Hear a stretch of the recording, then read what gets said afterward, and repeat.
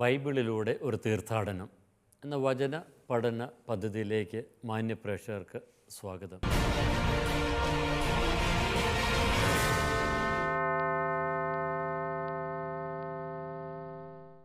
വെളിപാട് ഗ്രന്ഥത്തിലെ അവസാന രംഗങ്ങളിലൂടെയാണ് നമ്മൾ കടന്നുപോയിക്കൊണ്ടിരിക്കുന്നത്. തിന്മയുടെ ശക്തികൾക്കെതിരെ ദൈവം ശക്തമായിട്ട് ഇടപെടുന്നത് നാം ഇവിടെ കാണുന്നു.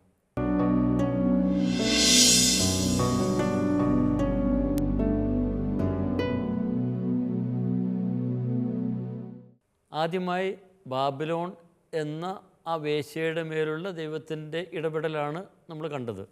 17-ാമത്തെ അധ്യായം മുതൽ നമ്മളത് കണ്ടു. 18-ാമത്തെ അധ്യായത്തിലേക്ക് വരുമ്പോൾ ഈ നാശത്തെ തുടർന്ന് അവളിൽ നിന്ന് ഓടി അകലുവാനായിട്ടുള്ള ആഹ്വാനം നമ്മൾ കേൾക്കുന്നുണ്ട്.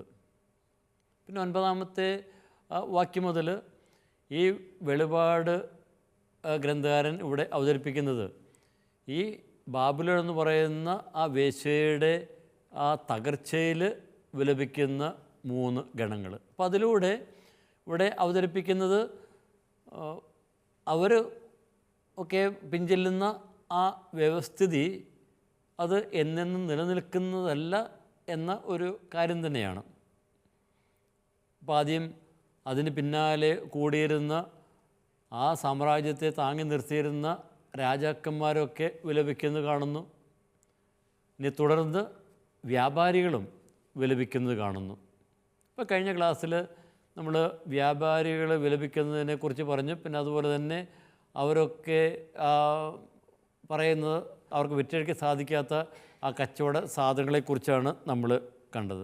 ഇപ്പോൾ 12-ാമത്തെ വാക്യം, അപ്പോൾ അവർ ഒക്കെ നിരത്തി വയ്ക്കുന്ന കച്ചവട സാധനങ്ങൾ: സ്വർണം, വെള്ളി, വിലയേറിയ കല്ലുകൾ, മുത്തുകൾ, മൃദുല വസ്ത്രം, ധൂമ്രവസ്ത്രം, രക്താംബരം, പട്ട്, സുഗന്ധമുള്ള പലതരം തടികൾ, ദന്തനിർമ്മിതമായ പലതരം വസ്തുക്കൾ, വിലയേറിയ തടി, പിത്തള, ഇരുമ്പ്.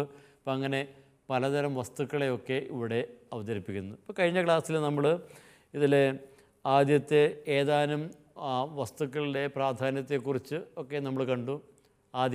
ഏറ്റവും ആദ്യം വിശേഷിപ്പിക്കപ്പെടുന്നത് തീർച്ചയായിട്ടും അന്നും ഇന്നും ഏറ്റവും മൂല്യമുള്ളതെന്ന് പൊതുവെ കരുതപ്പെടുന്ന സ്വർണം തന്നെയാണ്.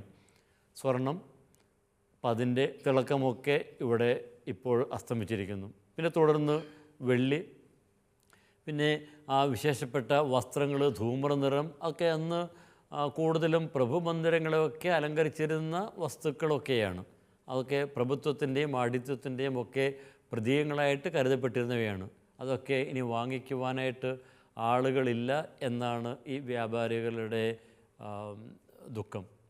കാരണം അത് അവർ വാങ്ങിച്ചെങ്കിൽ മാത്രമേ ഇവർക്ക് ധനമാർജിക്കുവാനായിട്ട് സമ്പത്ത് കുന്നുകൂട്ടുവാൻ സാധിക്കുകയുള്ളൂ.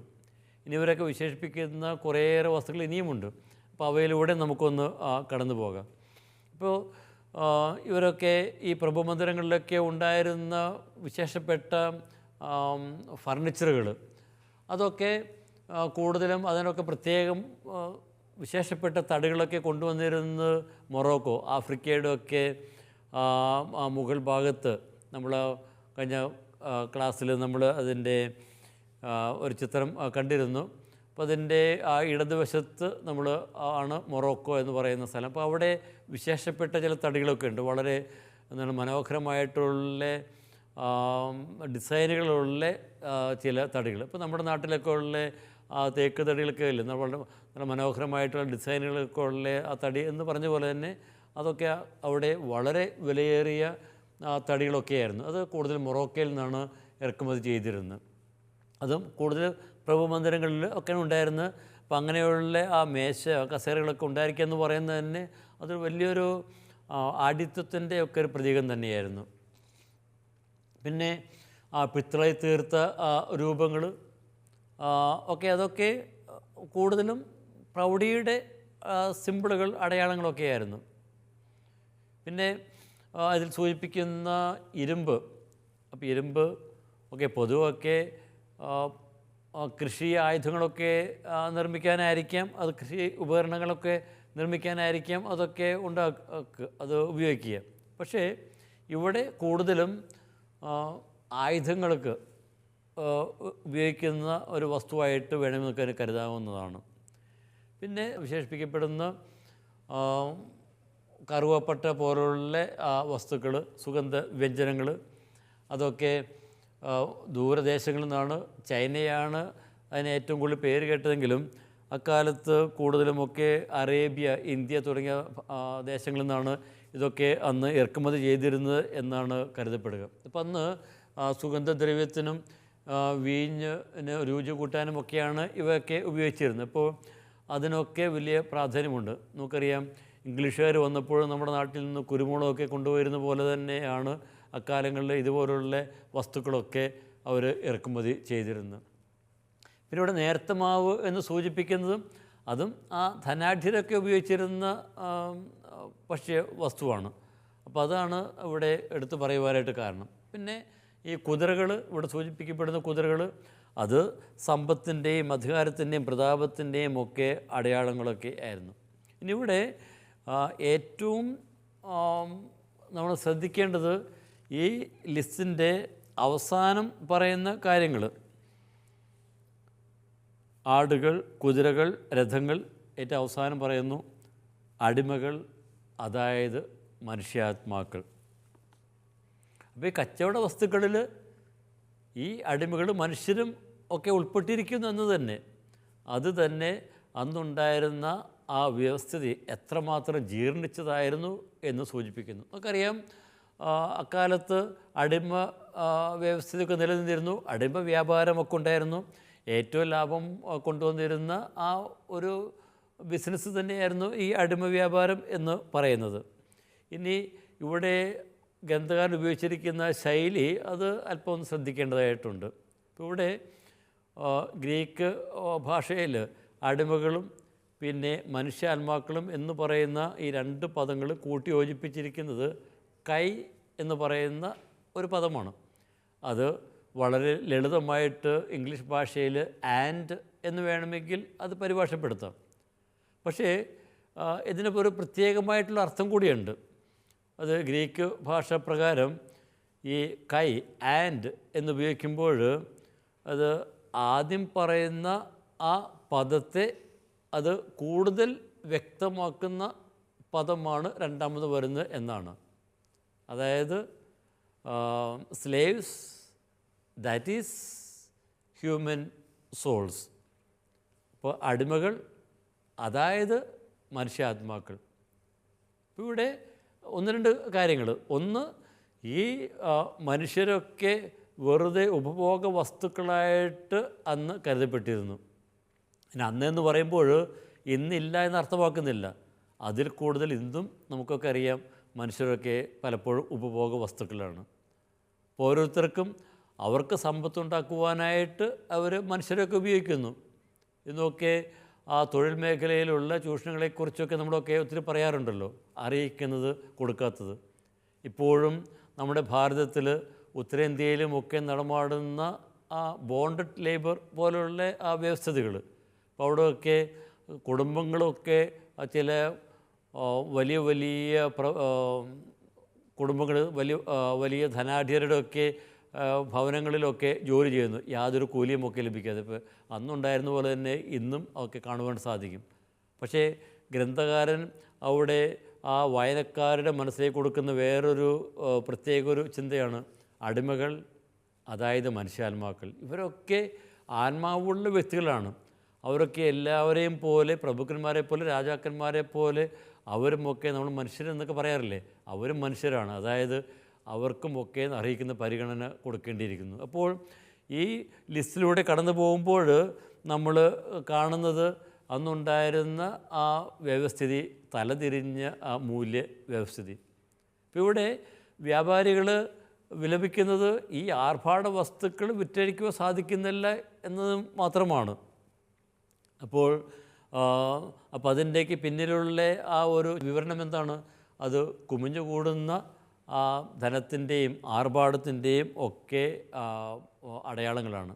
അപ്പോൾ ഇതിൻ്റെയൊക്കെ പിന്നിൽ നമുക്കറിയാം അക്കാലങ്ങളിലെ അടിമകൾക്കൊക്കെ വലിയൊരു സ്ഥാനമുണ്ട്. അപ്പോൾ അവരൊക്കെ കഷ്ടപ്പെട്ട് അധ്വാനിച്ചാണ് ഈ മറ്റുള്ളവർക്ക്, പ്രഭുക്കന്മാർക്ക്, രാജാക്കന്മാർക്ക് ഈ വലിയ സമ്പത്തൊക്കെ ഉണ്ടാക്കി കൊടുത്ത്. അപ്പോൾ ഈ സാമ്രാജ്യത്തിൽ, ബാബിലോൺ എന്ന് പറഞ്ഞ സാമ്രാജ്യത്തിൽ, അതുപോലെ തന്നെ റോമൻ സാമ്രാജ്യത്തിൽ ഒക്കെ നിലനിന്നിരുന്ന ജീർണിച്ച വ്യവസ്ഥിതിയെ തന്നെയാണ് ഇവിടെ അവതരിപ്പിക്കുക. അപ്പോൾ ഇവിടെ ആ വ്യാപാരികളുടെ വിലാപം ചിത്രീകരിക്കുന്നതോടൊപ്പം തന്നെ അന്നുണ്ടായിരുന്ന തലതിരിഞ്ഞ ആ വ്യവസ്ഥിതിയും ഒക്കെ അവിടെ സൂചിപ്പിക്കുന്നു.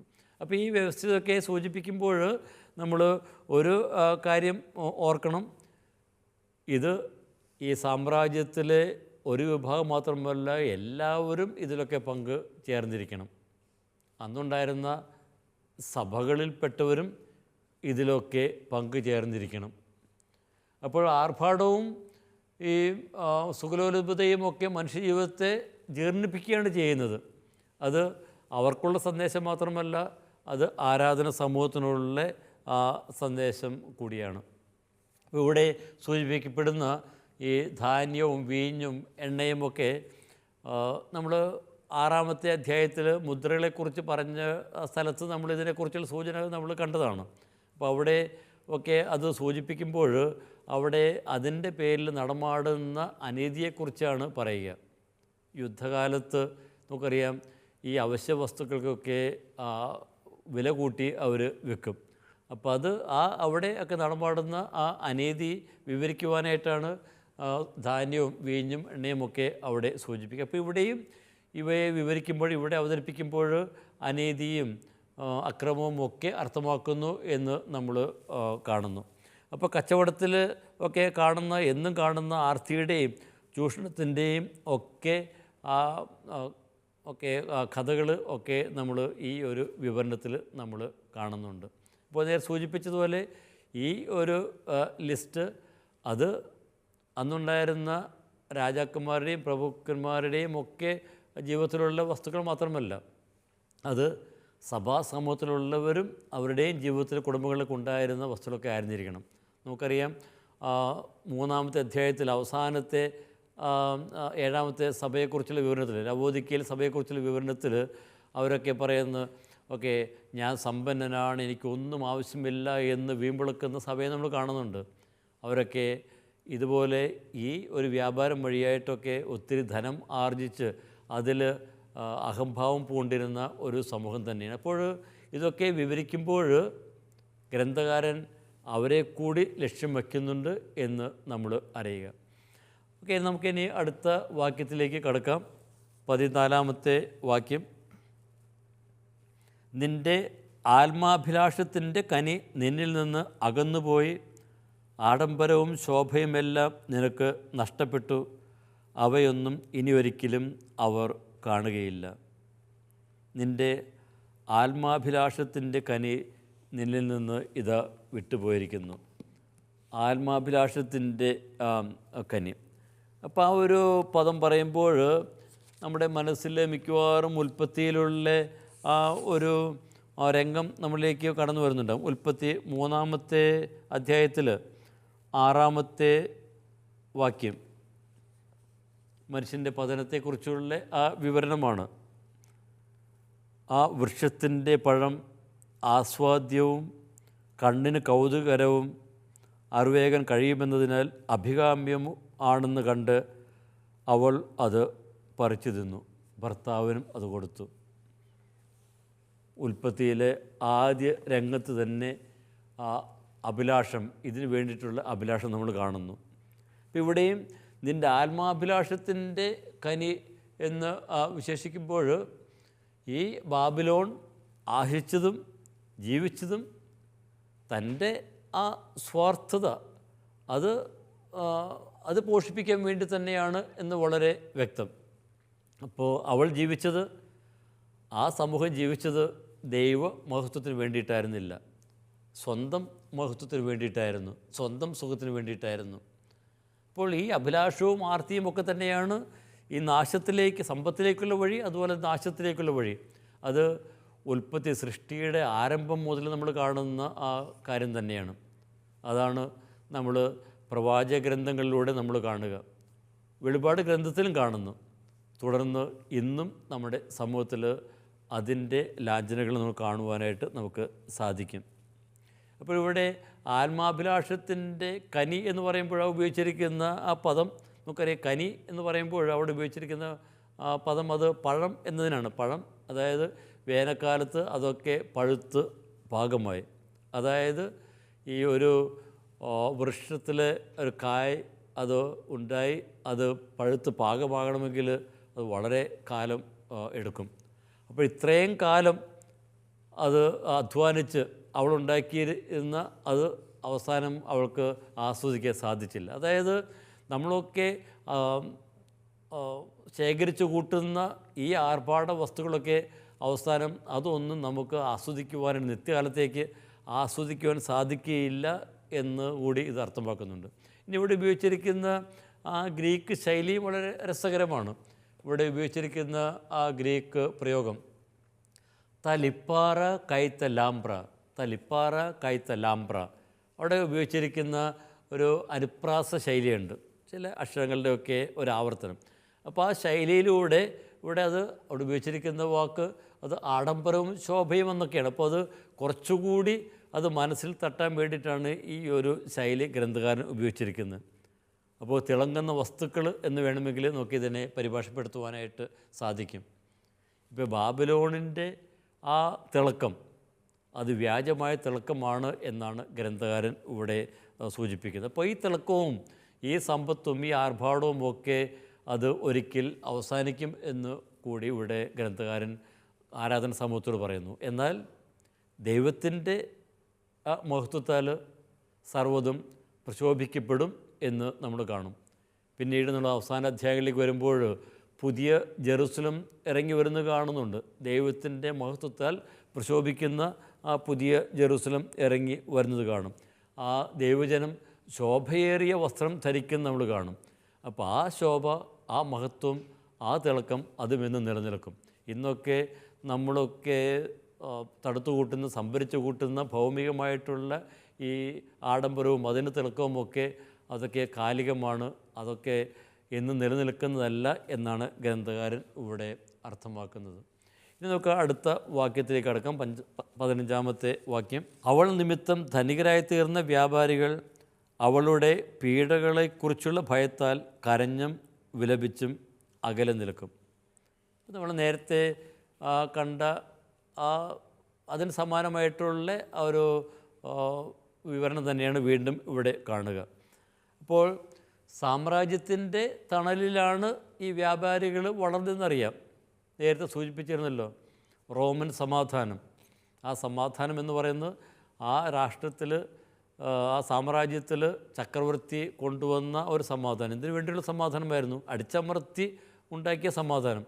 അത് ഇവർക്കൊക്കെ നിർബാധം സഞ്ചരിക്കുവാനായിട്ട്, വ്യാപാരം ചെയ്യുവാനായിട്ട്, ലാഭമുണ്ടാക്കുവാനായിട്ട് ഉള്ള ആ ഒരു വ്യവസ്ഥ, അത്രയേ ഉള്ളൂ അർത്ഥമാക്കുന്നത്.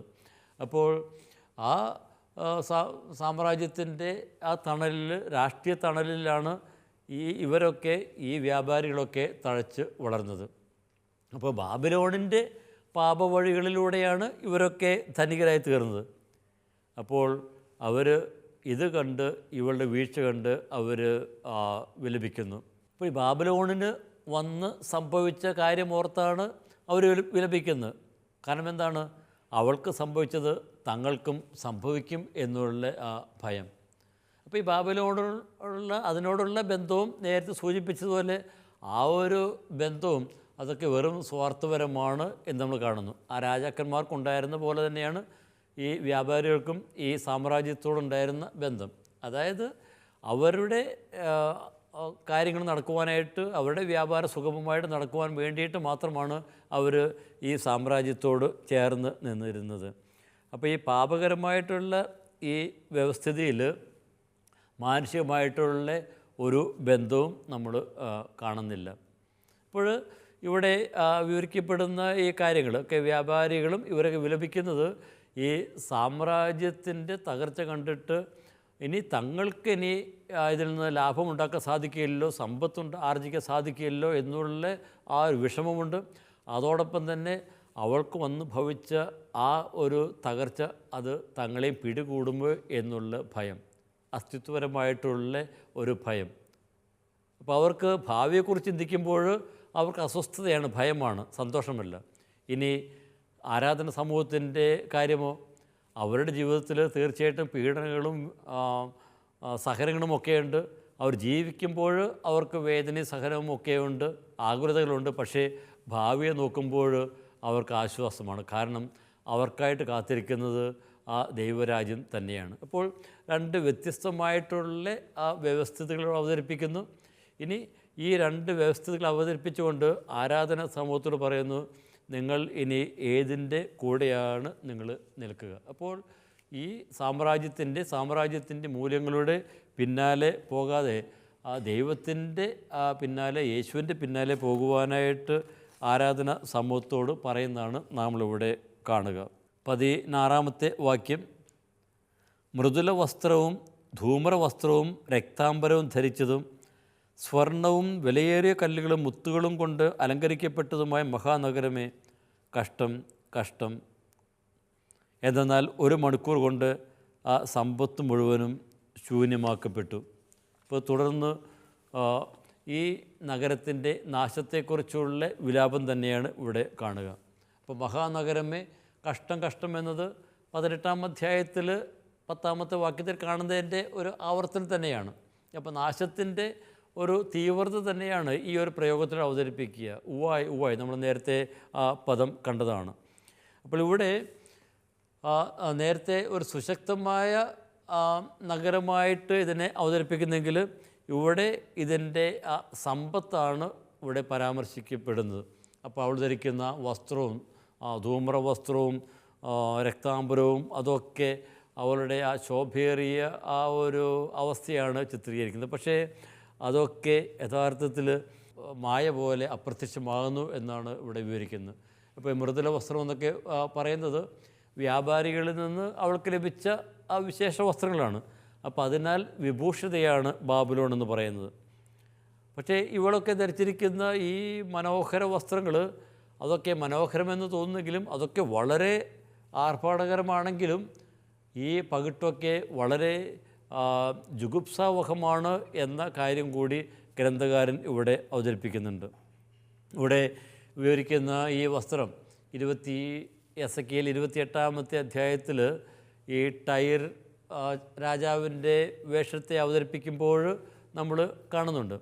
അപ്പോൾ ഈ വേഷം അത് തീർച്ചയായിട്ടും നശിപ്പിക്കപ്പെടാൻ പോകുന്ന സാമ്രാജ്യത്തിൻ്റെ ഒരു ചിത്രത്തോട് ചേർത്താണ് വെക്കുക. അപ്പോൾ ഇവിടെയും ഈ ബാബിലോൺ എന്ന് പറയുന്ന ഈ ഒരു സാമ്രാജ്യവും ഈ പഴയ നിയമത്തിലെ ടൈർ ആ ഒരു സാമ്രാജ്യവുമായിട്ടൊക്കെ ബന്ധപ്പെടുത്തി തന്നെയാണ് പറയുക. പിന്നെ അതുപോലെ തന്നെ ഇവിടെ സൂചിപ്പിക്കുന്ന ഈ വസ്ത്രങ്ങൾ, രക്താംബരം, മൃദുല വസ്ത്രം, ധൂമ്ര വസ്ത്രം, ഇതൊക്കെ ഈ പഴയ നിയമത്തിൽ പുരോഹിത വസ്ത്രത്തിൻ്റെ ഒക്കെ ഭാഗമായിട്ട് നമ്മൾ കാണുന്നത്. പക്ഷേ ഇവിടെ അത് വേശ്യയുടെ വസ്ത്രത്തിൻ്റെ ഒരു ഭാഗം തന്നെയാണ്. അപ്പോൾ വേശ്യയുടെ വേഷഭൂഷാദികളായിട്ടാണ് ഇവയൊക്കെ അവതരിപ്പിക്കപ്പെടുന്നത്. ഇനി ഈ വസ്ത്രങ്ങളെക്കുറിച്ച് പറയുമ്പോൾ പഴയ നിയമത്തിലുള്ള വേറെ ചില വിവരണങ്ങളിലേക്ക് നമുക്ക് കടന്ന് ചെല്ലാവുന്നതാണ്. എസെക്കിയേൽ 16-ാമത്തെ അധ്യായത്തിൽ 13-ാമത്തെ വാക്യം മുതൽ ദൈവം ഇസ്രായേലിനെ വിശേഷപ്പെട്ട വസ്ത്രങ്ങളാൽ അലങ്കരിക്കുന്നതിനെക്കുറിച്ച് പറയുന്നുണ്ട്. 16-ാം അധ്യായം 11-ാമത്തെ വാക്യം മുതൽ, ഞാൻ നിന്നെ ആഭരണങ്ങൾ കൊണ്ട് അലങ്കരിച്ചു, കൈകളിൽ വളയും കഴുത്തിൽ മാലയും ഇട്ടു. ഞാൻ നിന്നെ മൂക്കുത്തിയും കമ്മലുകളും ധരിപ്പിച്ചു, നിൻ്റെ തലയിൽ മനോഹരമായി കിരീടം ചാർത്തി. സ്വർണവും വെള്ളിയും കൊണ്ട് നീ അലങ്കൃതയായി. നേർത്ത ചണവും പട്ടും ചിത്രത്തുന്നലുള്ള വസ്ത്രവുമായിരുന്നു നിൻ്റെ വേഷം. നേർത്ത മാവും തേനും എണ്ണയും ഒക്കെയായിരുന്നു നിൻ്റെ ആഹാരം. നീ അതിസുന്ദരിയായി വളർന്ന് രാജകീയ പ്രൗഢി ആർജിച്ചു. അപ്പോൾ ജെറുസലം നഗരത്തെക്കുറിച്ചാണ് ഇവിടെ പറയുന്നത്. അപ്പോൾ ദൈവം തൻ്റെ ജനത്തെ, വിശ്വസ്ത ജനത്തെ ഇത്ര സുന്ദരമായ വസ്ത്രങ്ങളാലൊക്കെ അലങ്കരിച്ചുവെങ്കിലും അവൾ വ്യാജ ദൈവങ്ങളുടെ പിന്നാലെ പോയി എന്നാണ് ആ പ്രവാചകൻ അവിടെ പറയുക. അപ്പം ഇവിടെ ഈ വ്യാജ ദൈവങ്ങളുടെ പിന്നാലെ പോകുന്ന അവരുടെ ആ വസ്ത്രമായിട്ടാണ് ഇവിടെ അവതരിപ്പിക്കുന്നത്. അപ്പോൾ സ്വർണ്ണം വെള്ളിയും കൊണ്ടൊക്കെ അലങ്കൃതിയായിട്ടുള്ള അവൾ അത് വ്യാജ ദൈവങ്ങൾ അല്ലെങ്കിൽ അവളുടെ ആ തിന്മയുടെ ഒരു പ്രകടനം തന്നെയാണ്.